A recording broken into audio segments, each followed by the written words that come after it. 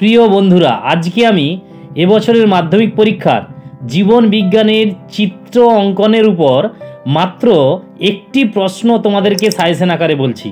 এই প্রশ্নটি পরীক্ষায় একেবারে পড়বে।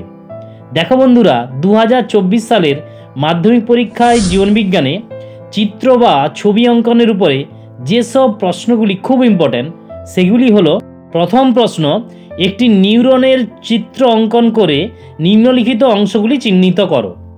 যেমন অংশগুলি হলো অ্যাক্সন, ডেনড্রন, র্যানভিয়ারের পর্ব, সোয়ান কোষ, কোষদেহ, মাইলন সিদ, নিউরেলেমা, নিজল্লানা।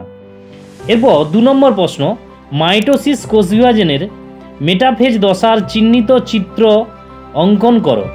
যেমন যেসব অংশগুলি চিহ্নিত করতে হবে: মেরু অঞ্চল, ক্রোমাটিড, সেন্ট্রোমিয়ার, সেন্ট্রিওল, ক্রোমোজোম, বেমতন্তু।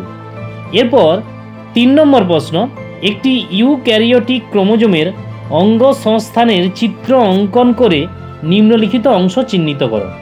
যেমন যেসব অংশগুলি চিহ্নিতকরণ করতে হবে সেগুলি হলো ক্রোমাটিড, সেন্ট্রোমিয়ার, টেলোমিয়ার, স্যাটেলাইট, মুখ্য খাঁজ আর গৌণ খাঁজ।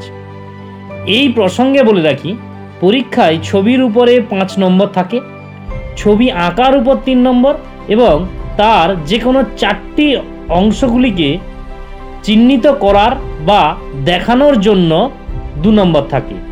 সব মিলিয়ে মোট 5 নম্বর।